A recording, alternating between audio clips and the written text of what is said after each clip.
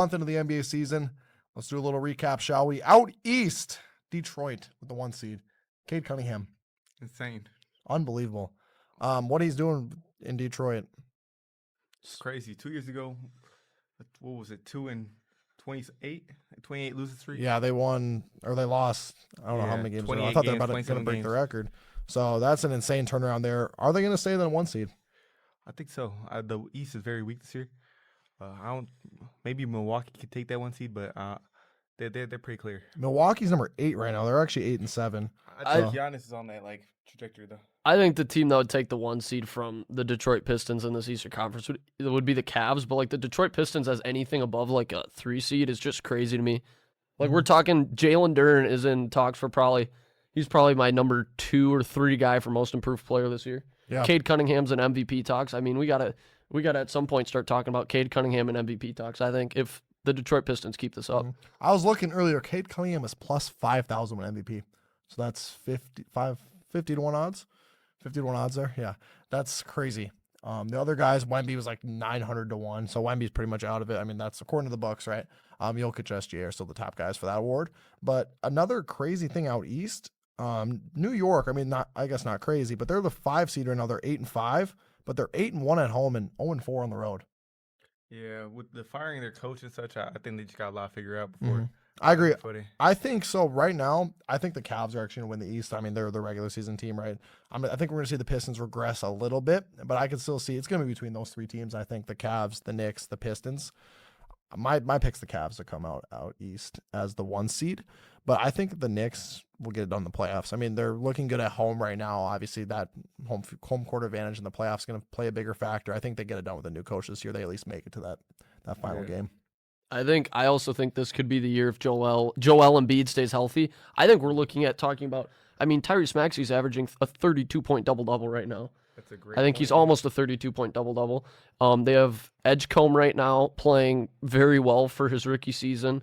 If Jared McCain stays healthy, he's a great floor spacer. Paul George is about to play his first game, if I'm not mistaken. Paul George hasn't even played yet. I think this 76ers team could be a dangerous team that's kind of not being talked about and falling behind early on in this NBA season. That's just my opinion, though. Yeah. I mean, they're 8-5. They have the same record as the Knicks right now. They're at the 6th seed. The exact same record as the Knicks. That's a good take, actually. I didn't even honestly think about them. But, yeah, they should be trending upwards. No reason they would regress.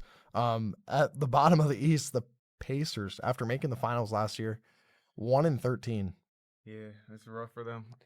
At what point do we start talking about Tyrese Halliburton as a top 10 player? Because what is their record? Did we just say 1-13? 1-13. 1-13 without Tyrese Halliburton. They didn't have that many significant roster changes besides losing Miles Turner. And I feel like that's a big change, though. I feel like that is a big change. They're running a small ball lineup. But I mean, Tyrese Halliburton would have this team, you have to think at least above 500, right? Yeah, I mean, you would think so. I mean, I wouldn't think Miles Turner leaving would turn them from an NBA Finals team to a team below 500. So yeah, I would definitely say so. Anything else out east? I mean, Boston 7-7. Obviously without Tatum this year. Orlando, that same range. Nothing too crazy out east, minus the teams you're talking about. The Raptors have looked pretty good. Yeah. They're 9-5. They're at the 3 right now. Miami's 8-6. They're in the race. I also want to say, I don't mind the Atlanta Hawks roster this year. I feel like they've done a great job constructing their team they currently have around Trae Young. You know he's not going to be your plus defender on the court. You know you have to surround him with other guys.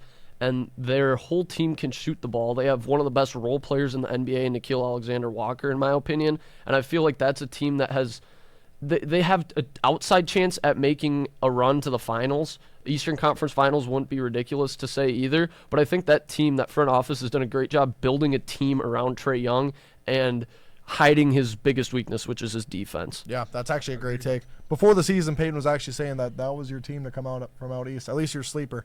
And, I mean, they're looking good right now. They're 9-5. They're the 4, tied with the 3 seed right now in the East. And obviously the East, that's a conference where anybody could win. So I like that a lot, actually.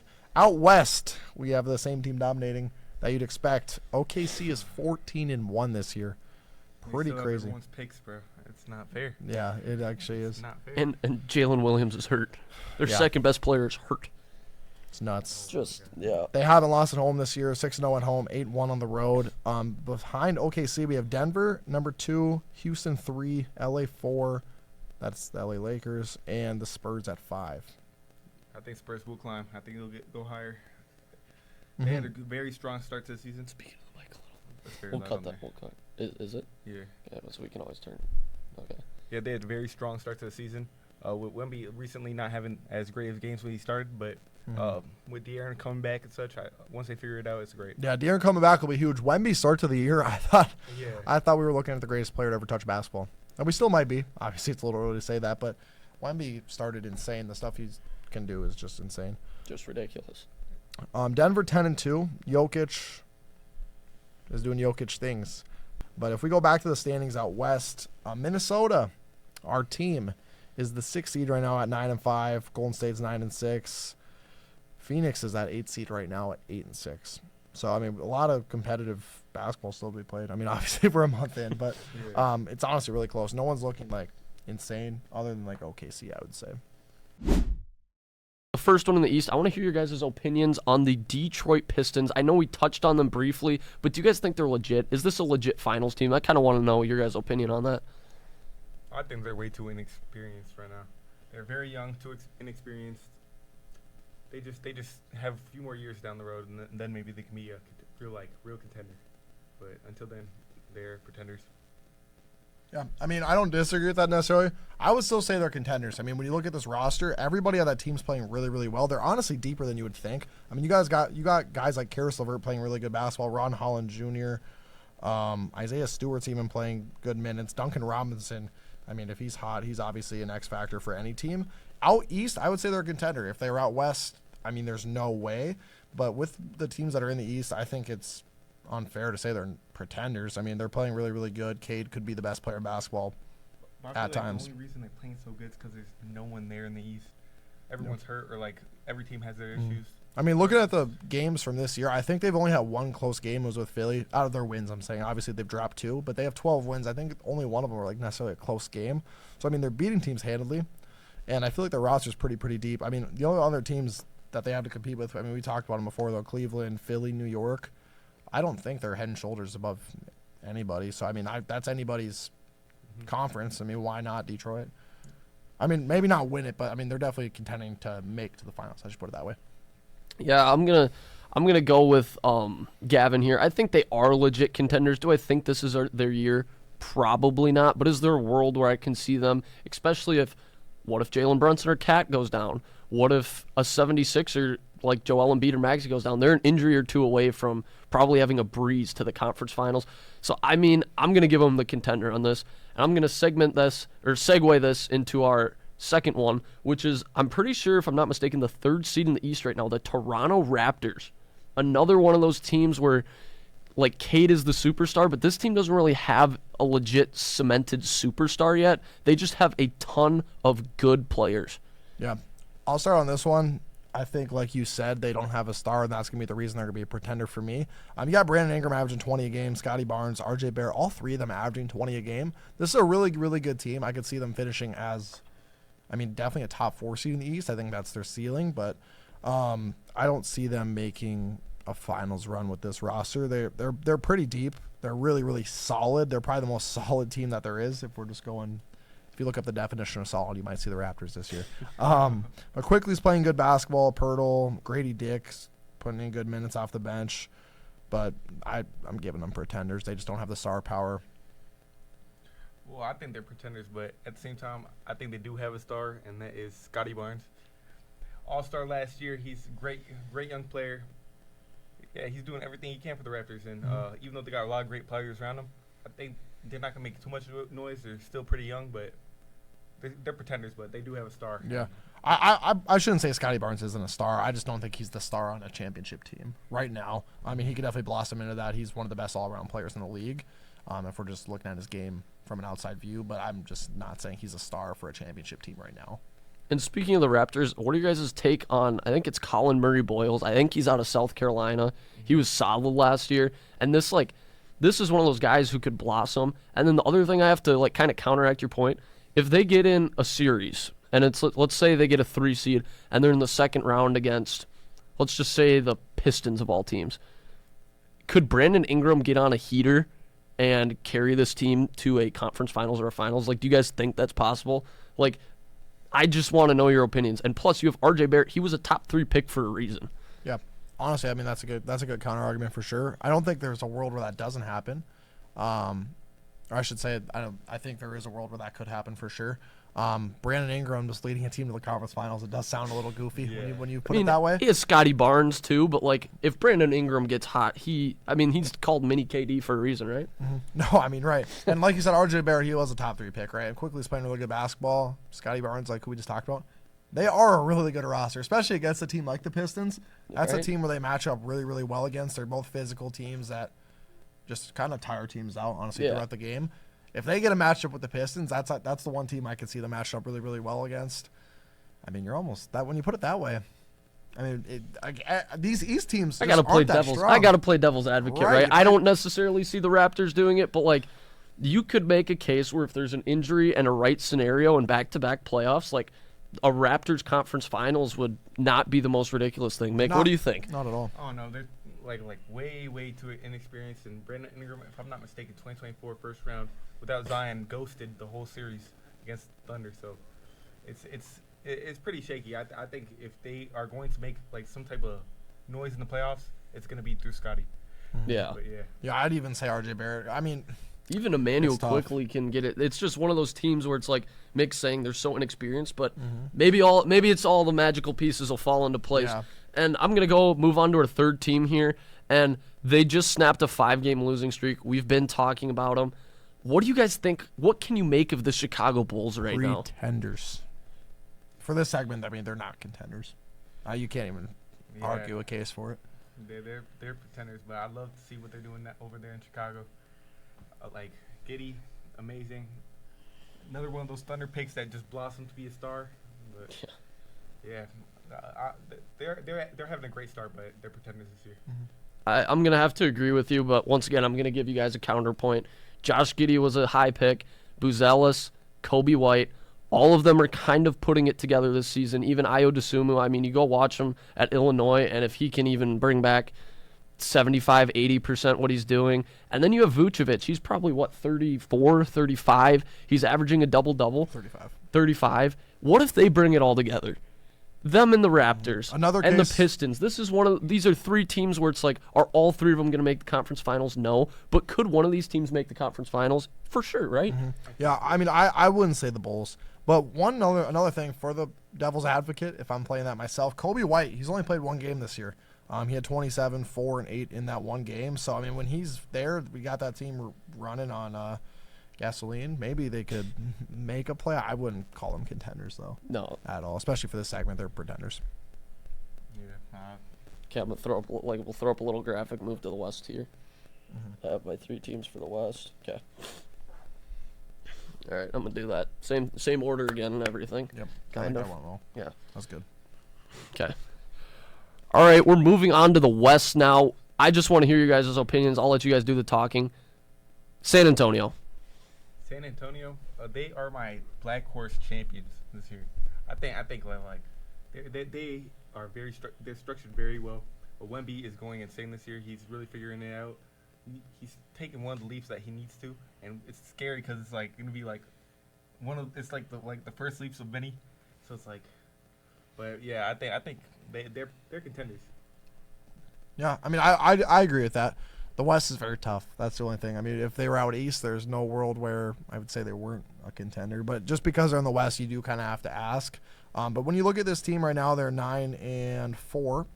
Wemby, like you said, I mean, he's taken that first leap in his career, and it is scary. Wemby, I mean, I don't know if we'll ever see anything like Wemby again. We certainly haven't yet. Maybe Wilt back in the day. I wasn't there for that. But, I mean, De'Aaron Fox, he's played 5 games. He's averaging 22 a game. Stephon Castle is playing really, really well this year. Wemby, that's a really, really good team. I would definitely say they're pretenders. They could definitely make a run, but definitely one of the youngest teams in the league. But we just saw the Thunder do what they did last year, so what does age matter? Anything's possible. Yeah, I'm going to go ahead and also just chime in here on this one and say pretenders in my book.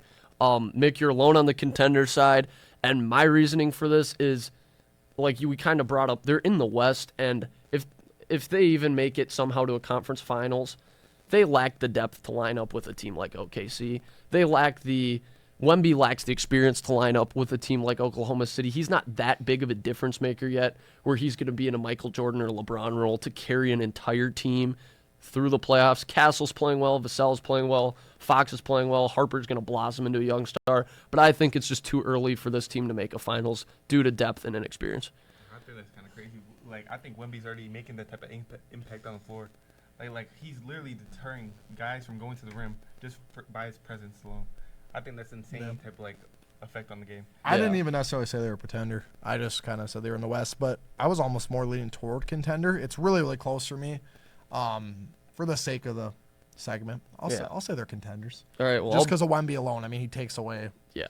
I'll be the only one out. I'll say that they're pretenders, and I don't see them winning more than one playoff series. I don't think there's a world where they're getting to the conference finals this year. They're not deep enough, and they don't have the skills to match up with the top 5 teams in the West, which, in my opinion, would be the Timberwolves, Lakers, Thunder, Rockets, Nuggets. I feel like they're a team where their ceiling's incredibly high just because of Wemby, but they could also literally lose in the first round. Yeah. So I don't hate that. It's a weird team.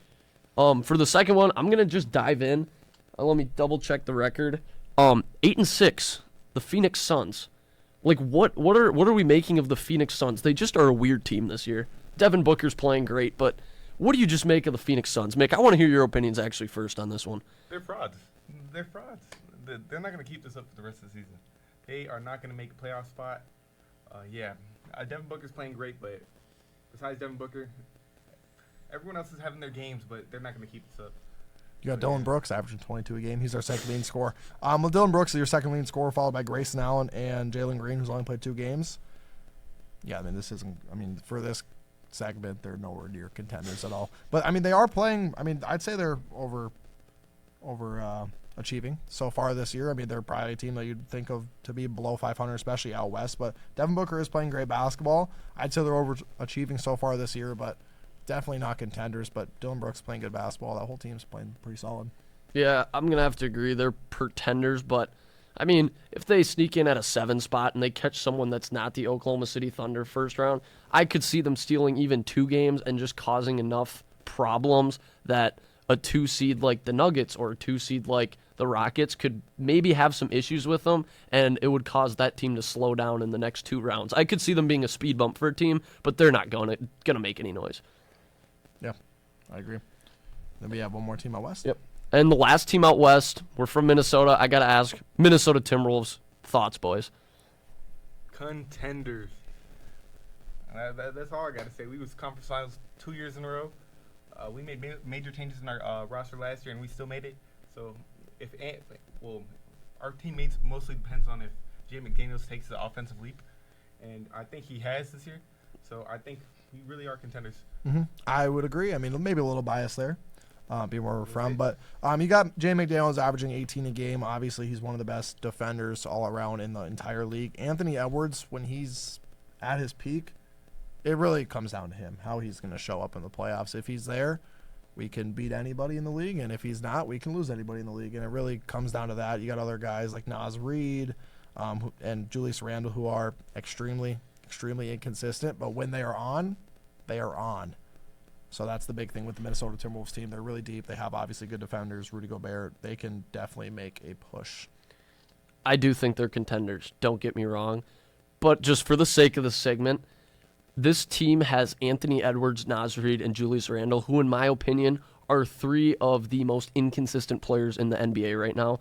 They just lost a key role player in Nickeil Alexander-Walker, and they're filling in with guys like Jalen Clark and Terrence Shannon Jr., who are relatively unproven, in my opinion. And Rudy Gobert's offense is abysmal in a series against the Thunder or a series against the Nuggets, which they did beat the Nuggets 4-3, not last year but 2 years prior. What do you guys think about the inconsistencies of those 3, plus Rudy Gobert's poor offense, plus Mike Conley's age? Do you still really think that it's realistic for the Timberwolves to beat the Thunder? I think the reasons that they wouldn't beat the Thunder are the reasons they would, right? Like I said before, them being inconsistent also means when they are at their peak, they're on, right? They have a very high ceiling, very low floor. Honestly, pretty similar to San Antonio. Like I said earlier, this is a team that could get bounced in the first round, but they could also make a run. So I think out west, I mean, everything's pretty volatile other than, the Thunder, so everything can move around a ton. The Timberwolves, like you said, the reason that they wouldn't make a run is the reason that they would make a run, right? They're very streaky. Mick, what do you think? Yeah, I gotta agree there. And they're streaky, but I feel like they're slowly getting more consistent. Like Julius Randle he's not the same Julius Randle we've seen 2 years ago. Like shooting himself out of games and such. He's been more consistent, more reliable. We've seen with Ant out, he's been playing great. I think everyone's taking a leap this year, and I think those like inconsistency issues will be fixed. Mm-hmm. Not to like a major like where we're gonna be like consistent like OKC is, but right. more like we can like we'll be good. Yeah. And just for the sake of this, I was arguing, but the Timberwolves will probably sweep everyone and win 16 straight games, and Julius Randle has been amazing this year. Just for the record, to clarify. And Rob Dillingham will probably win the finals of the team. Debuting Heater or Here to Stay, we're going to be talking about some of the best players through the first month of the season who kind of are unproven throughout the rest of their NBA career. And the first guy I'm going to give you is averaging a 22-point triple-double. He's 11th in rebounds, 3rd in assists, and top 30 in points. Josh Giddy. What's the question? Is he just on a heater right now, or is he here to stay? That's a great question. Josh Giddy. I really want to say he's here to stay. I really do. But you know what? Yeah, I'm gonna go that. I think he's here to stay. Josh Giddy. He's here to stay. I don't know. He's been playing great over there in Chicago. He was showing flashes of it last year. But yeah, I think he's here to stay for sure. Mm-hmm. I would have to agree. Josh Giddey's definitely here to stay. He's always shown flashes throughout his career, right? He's always been this player. Now in Chicago, he's obviously blossoming. There's no one else there necessarily to control the ball, to play the role that he's playing. Only thing with Kobe White coming back, right, he's obviously going to have more touches. He's going to be taking more shots. Not that Josh Giddey's necessarily taking those shots, but Josh Giddey probably isn't going to be assisting Kobe White a ton, right?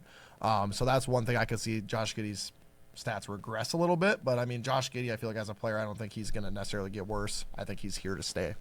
I think his assist totals could even go up with Kobe White. I think Kobe White's a pretty solid basketball player, but I definitely, he's going to cut into the shots of Josh Giddey. I think overall Kobe White's probably a better scorer than Josh Giddey, but I think Josh Giddey's legit. I mean, he was drafted high for a reason, and I think it's good for him to prove it. But then again, if he's on a team like OKC, he's probably not going to be your superstar, right? I think this is a good fit, and I'd love to see him go somewhere else eventually throughout his career, or the Bulls to build a team around him. Yeah. Second guy I want to bring up is averaging 31 and 6 right now. Out west, he has the Jazz in contention for a play-in spot. Lauri Markkanen, the Finnish sniper. Honestly, I think Lauri Markkanen has always been this player. He's just in a really bad team. Yeah, it's the Jazz, it's like they're always going to be struggling, but I think he's always been this player. He showed it in Eurobasket this year. He was doing amazing over there. But, he's always been this type of player. But, yeah. Yeah, I mean, I wouldn't disagree. So you're going to say here to stay then? Yeah, here to stay. I would say he's on a bit of a heater.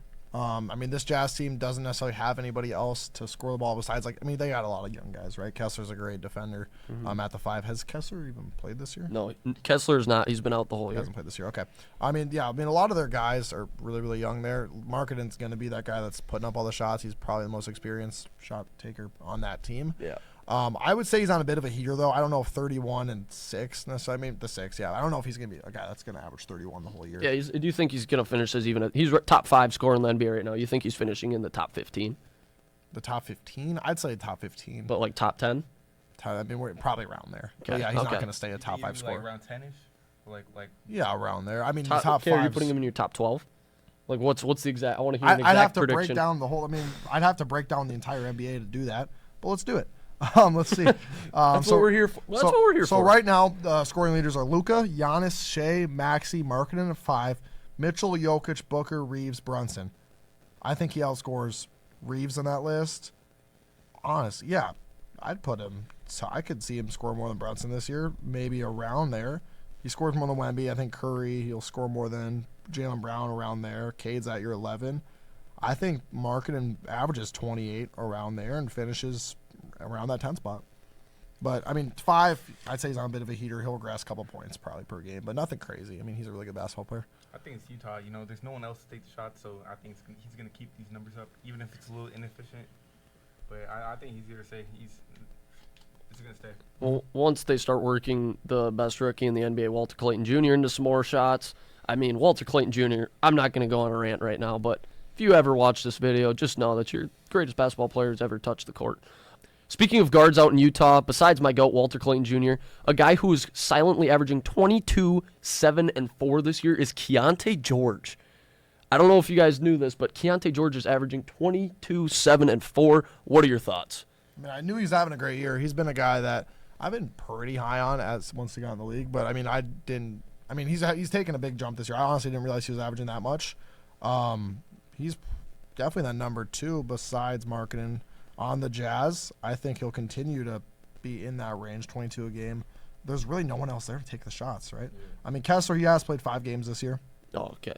But I mean, he's their third leading scorer. Isaiah Collier at 11, a bunch of guys under 10 points a game.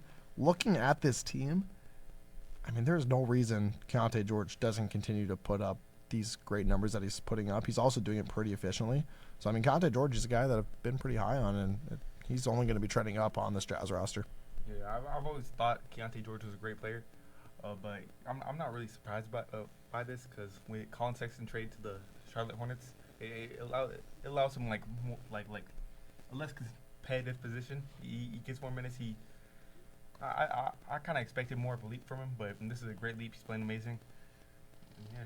Yeah, I agree that the Colin Sexton trade did open up a lot in that backcourt, but Ace Bailey, Walter Clayton Jr., Isaiah Collier, all of them are also young guards. I mean, they just took Ace Bailey, who's not necessarily the point guard. I'm not saying he's the point guard, but he is listed as a guard on the roster. Walter Clayton Jr., I love you, I'm biased, but there is a chance that I think Keyonte George throughout the season maybe slows down a little bit as this team kind of finds their footing.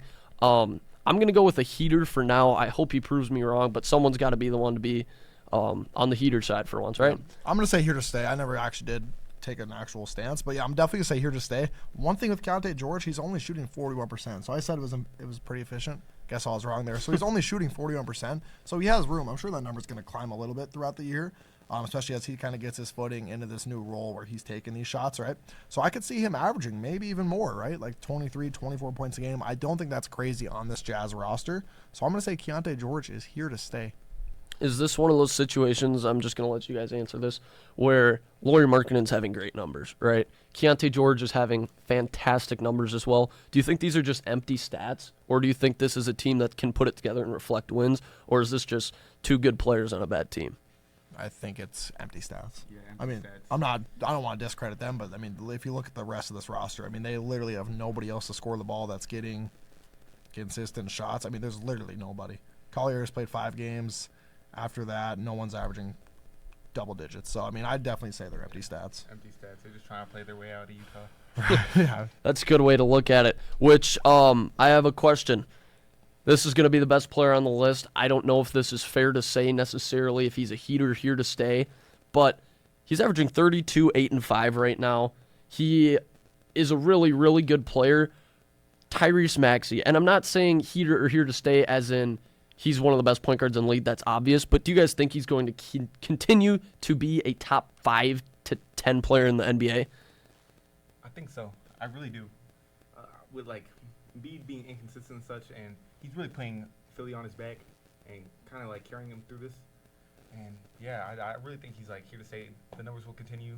I think he's really like taking over the Batman role instead of being the Robin. Mm-hmm. But yeah, Tyrese is.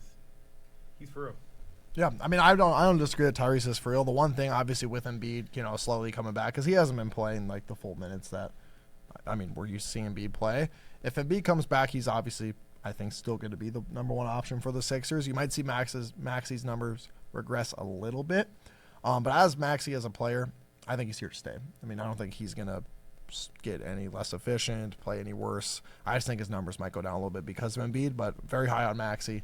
I think he'll definitely stay in that top 5 to 10 point guard range, and he can make a case for top 5. I'm not even talking point guards. Where do you guys rank Tyrese Maxey in the current NBA right now? Do you have him above Jalen Brunson? Yes or no? Just I'm going to rapid fire. Jalen Brunson or Tyrese Maxey? I think Maxey's had a better year so far. I would still take Brunson just because he's showing up in the playoffs a little bit more, showing a little more down the stretch if I was building a team right now. But by the end of the year, I mean, I could easily say Maxey. That one's super, super close. Maxey shows up in the playoffs. He definitely does. I have Maxey over Brunson right now. Yeah, I don't think it's crazy to say that. Can we rapid fire for a TikTok clip? Yeah, let's rapid fire for a TikTok clip. All right. We just talked about Tyrese Maxey. Okay. Tyrese Maxey, just give me one answer and maybe a short description. Tyrese Maxey or Jalen Brunson? Tyrese Maxey. Jalen Brunson. Tyrese Maxey or Cade Cunningham? Cade. Cade by a mile. Maxey or Donovan Mitchell? Maxey. Give me Mitch. I'm sticking with Maxey. Yeah. Explanation or no? My explanation, I just really think he really has that jump this year. All right. Oh, there's a guy who I was thinking of. Oh, Tyrese Maxey or Steph Curry? Curry. Steph. Tyrese Maxey or Devin Booker?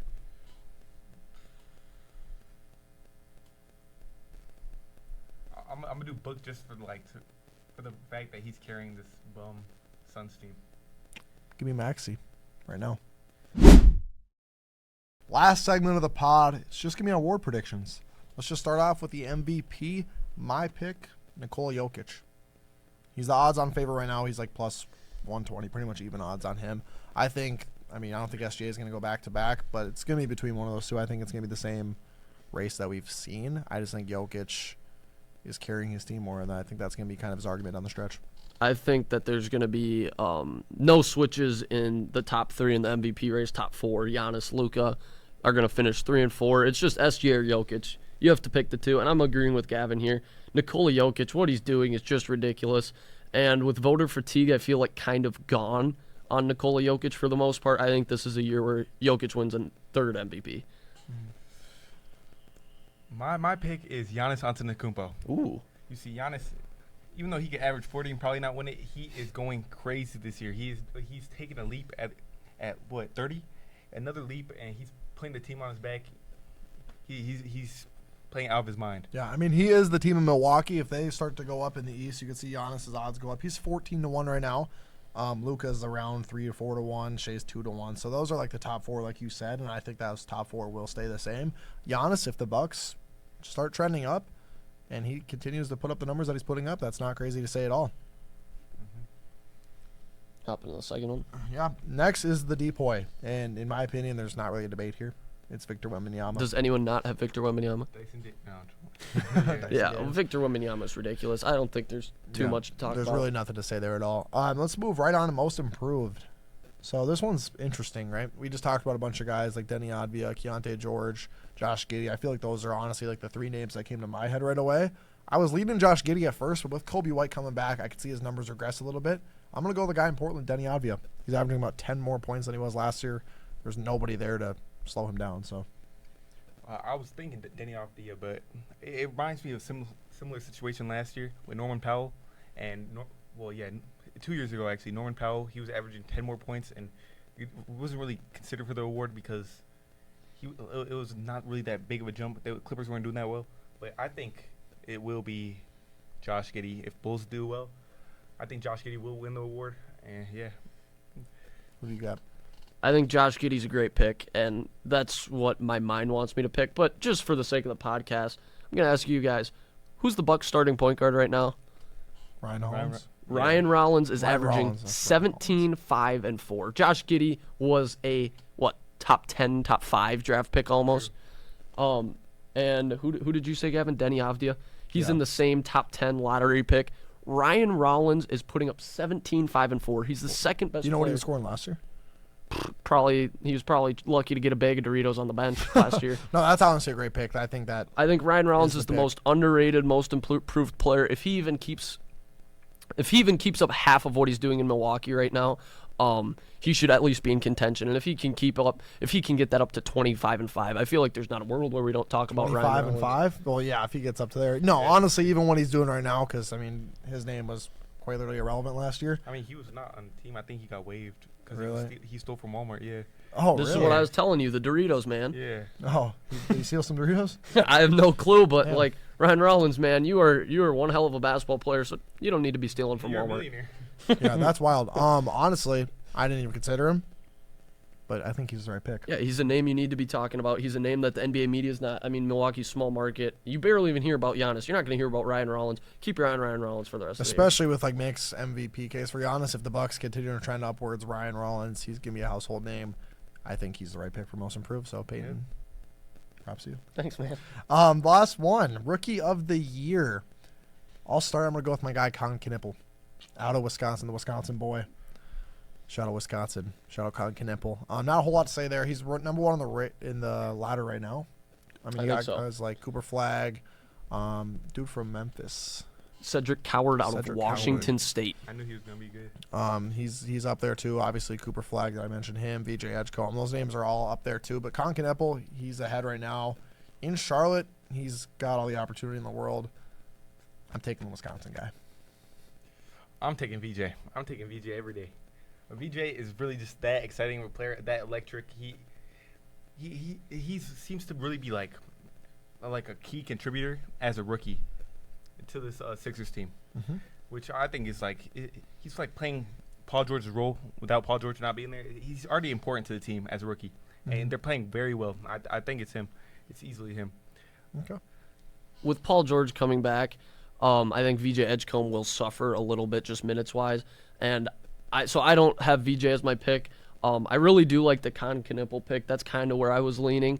But there's another guy out in Charlotte who doesn't get talked about enough. Ryan Kalkbrenner. He is the most efficient player probably ever on pace for right now. I don't know what he's shooting. I haven't seen. I don't know. Can you pull up his shooting percentage this year?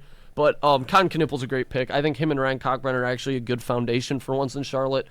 I think LaMelo Ball is great. I don't know if he's a championship-level point guard as your number one option, but this is a Charlotte team where if him and Kalkbrenner can pull it all together, if Miles Bridges can pull it all together, if, what's his name, Tijan Saloon, I don't know, he's not been great, but this is a team where if all the pieces fall together and in a weak East, this team could sneak into the playoffs behind two rookies. Wow, Ryan Kalkbrenner averaging 10 and 7, shooting 82%. 82%. This is what I'm telling you about. You have to watch out for Ryan Kalkbrenner. He was great at Creighton. He had a game to start out the year last year. He averaged great numbers. He started the year with 44 and 16 as a college player last year. He's shooting 82% at the highest level of basketball. At what point do you start considering him if he continues to get his minutes up? And I mean he's averaging 27 minutes a game, around 26 and a half. So I mean, if those numbers keep going up, it's not a bad pick at all. He only played 7 minutes against Toronto. I wonder why. But yeah, Ryan Kalkbrenner, definitely a good name to talk about. Last thing, and then we'll wrap it up here. The championship predictions. Who do you guys have? It's really not like a debate. It's OKC. OKC is just that good. Who do you have coming out of the East? Coming out the East, I have. It's really throw up, but it is. It depends on if Sixers get healthy. I think Sixers can make it, and Embiid will finally beat those conference finals allegations. But Knicks are still need to find their feet. It's everyone has their problems in the East, so it's so hard to pick one. Yeah. But I'm gonna go Knicks. Knicks was there last year. Knicks. Okay. Yeah. I really like what you just said. That is the greatest way I've heard the East described yet this year. It's just everyone does have their problems, right? The Cavs have their problems, the Sixers, the Knicks. And I'm going to give the nod to the Sixers. I think what Tyrese Maxey is doing right now is just amazing. And I think if that team stays healthy, they could really pull it all together. I hate saying that. I'm not a Philadelphia 76ers fan. I just don't like them. I don't know why. I just don't like the 76ers. I don't know if it has to do. It's probably because I beat down in 2K. Yeah. That's probably what it is. Yeah, the 76ers won our 2K championship, but I just don't like Jimmy Butler when he left the Timberwolves there, and I think I haven't liked him since. I like some of the pieces they have on their team, and I think they're a good team, so it pains me to say that, but 76ers, and obviously they're going to the finals and getting swept by the Oklahoma City Thunder. Yeah. My prediction's not too different. The Thunder are going to win the NBA Finals this year. I feel like it's just so hard for a team to beat them. Like you said, they don't even have Jalen Williams, and they're 14-1 right now. We saw how dominant they were last year. I'm taking the Knicks, though, to come out of the East pretty confidently. I feel like out of all the teams in the East, they're the ones that have proven the most. Last year, I mean, they were obviously in the conference finals. That Pacers run was unbelievable. That was ridiculous, yeah. So I think it's the Knicks year. They got a new coach. They're undefeated at home this year. Home court advantage is going to matter a lot in the playoffs. Give me the Knicks come out of the East. I'm pretty confident with that. I think the Cavs, though, they're going to be the better regular season team because they always are. Yeah, I really like that. I think the Knicks are a great team, and if any one of the East teams were to steal 2 games or more in an NBA Finals, it would be the Knicks, 100%. I mean, other teams could get there, but it would be through 7 games. It would be through New York. But just for the sake of things, the 76ers could, but I definitely do like the New York picks out of you, too. Yeah. And I think that's going to wrap up the pod. Yeah. That's the first month of the NBA season. We'll catch you guys on the next episode. Don't forget to subscribe. See ya.